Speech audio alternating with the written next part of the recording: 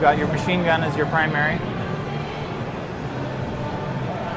And when this next wave comes in, I think Lars is going to start unleashing the secondary weapon,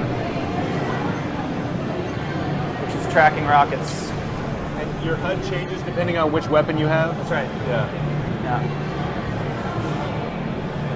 These Seraphs are shielded, unlike the Banshees, so Lars is softening them up first with the machine guns, and then he's switching to rockets to finish them off. I got a lot of people asking me if this ship is going to be part of multiplayer. I think that's one of the most common questions at E3 so far. I don't want to mislead anyone. This is definitely a campaign experience. Okay. We did experiment with it for a short while.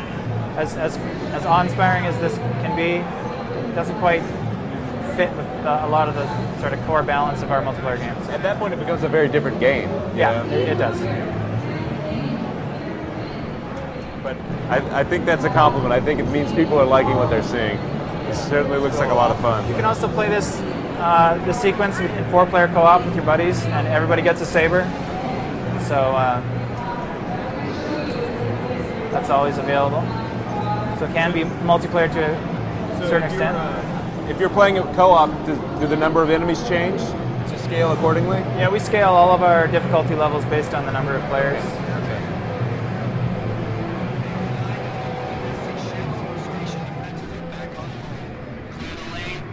There's a lot of aspects to our AI that we can tweak to make counters more engaging, make enemies more aggressive to pursue you. Oh wow, look at that.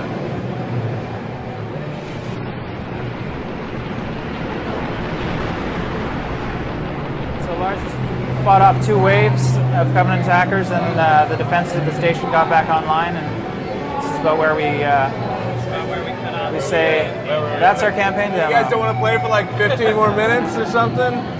Okay, I understand. No, I don't. I don't understand that at all. So there's your look at campaign, but you guys have brought something else to show as well, right? Yeah, we're talking about for the first time now, as of last night, Firefight is actually back in Reach, and it's better than ever. Nice. When we kind of wanted to bring Firefight into Reach, we took a long look, like what are the things that are important? And the number one thing was matchmaking. Matchmaking is in Reach Firefight. You're never going to have to play Firefight alone in Reach, which is going to be amazing. You can play with your friends still. All the great networking features and upgrades and social preferences you experience in the beta are being fused into Firefight as well for that matchmaking experience. Before we look at the options, for the 4 people who don't know, what is Firefight? Sure. Firefight is the cooperative game mode we introduced in ODST. It allows you and up to 3 of your friends to play together on the UNSC side and fight against unending waves of Covenant AI. So really it's just putting you in a Halo sandbox and letting you play as long as you want. And I haven't seen it yet. You guys are going to show it here, but I would imagine you guys have a ton of options. Yes. Yeah. Yeah. So that was the second thing. We wanted it to be customizable in the same way that Halo 3 and the other Halo multiplayer games have really been. So we kind of decided to completely blow the doors off, and you can do amazing things like come up with what type of enemies you want to be in each specific wave. So I'll just go into the options really quickly. Round 1 wave properties. If I want to set up my initial wave to be all grunts, I can do that. If I want it to be all hunters, I can do that. If I want it to be a combination of elites, hunters, skirmishers, whatever, and have it be random, I can do that as well. Each round allows you to choose what skulls are on, which is also really cool, so you can set your progression.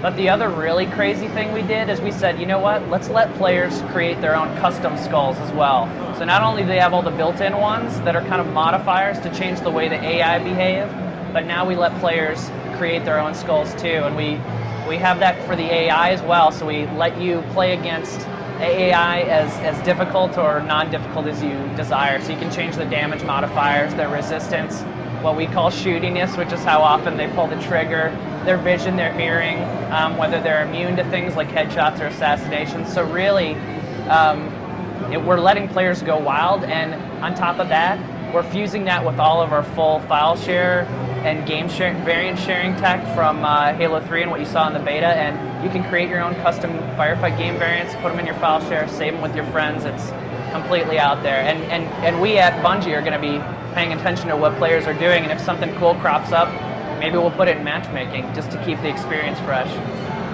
You can adjust the hearing of the enemies? What does that do? It will tell you, or rather you can set how far out they'll hear you, whether you're firing your weapons, or same with the sight, how far away they can see you. If they're eagle eye, they'll see you from a super far distance. Yeah. Is that something that people demanded? They're like, we want to be able to adjust hearing. I don't think it's something people demanded, but it's something that we have access to, and we thought, you know what, let's give the players at home access to it as well. So they'll be able to share and just create their own stuff from scratch. Whatever they want to do with it. It's pretty awesome. Yeah. Pretty awesome. So, do you mind if we take a few more questions from the audience? All right. Let me see. Let's see. Ron Jolie from Wentzville, Missouri wants to know: will there be achievement awards in Firefight? You can expect there to be achievement awards across every game mode. Yeah. I have to ask. Whitson Dotson from Jacksonville, Florida, said Master Chief was involved in the Battle of Reach. Is there a chance he will make a cameo? I don't, I know the Master Chief is around at that time period, but we're not talking about him at all because Reach really is focused on Noble Team and the events of what happened to Noble Team and the planet Reach itself.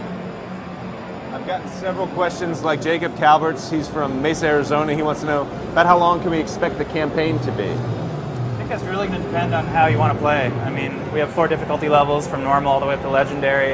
If you're playing by yourself or co-op, it's really up to the player. It's kind of doesn't really make sense to put a specific number on it. Melissa Matsuda from says here Dublin, Ireland wants to know about character customization. What can you do there?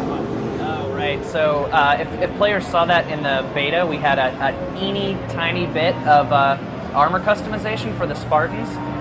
You can expect that to be completely blown out for the full version of Reach. It's kind of insane. Like, we only showed you, I think, helmet, shoulders, and chest, and there's that's just a tiny fraction of what's going to be available. We can't talk about it yet, but rest assured there's an amazing amount of customization.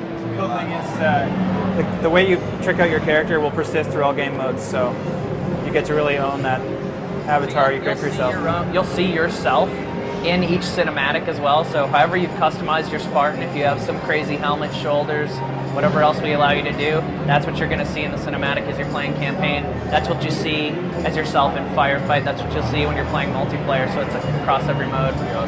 So I can't tell you how much my email has blown up since this game has come on. And it brings up a more general question to me from you guys, from Bungie's point of view. Like, you guys have such a rabid fan base, and they're so vocal. How do you, obviously you want to make Halo Reach the game you guys want to make it, but you also want to make sure that fans are served. How do you balance that between what the fans demand and what you guys have a vision for? How does that balance for you guys?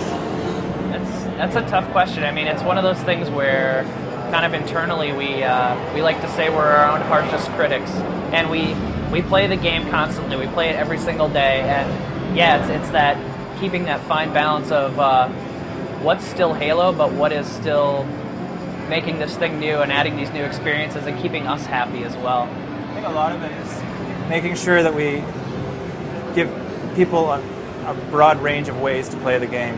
We've got our campaign, you can play it solo or co-op. We've got our multiplayer, we've got Firefight, and like you saw with Lars showing all the customization options, if you just want to take something that we've lovingly crafted and we think this is a sweet way to play and you just want to go straight into a game, you can. But if you want to dive really deep into the details like hearing and tweaking all that stuff, like we expose that all. So we hope there's something for everybody. I think there probably is. All right, guys, the final question is Halo Reach, when's it coming? September 14th. September 14th, coming very soon. Mike and Lars, appreciate you guys being here. Thanks so much. Hope you enjoy the rest of your E3.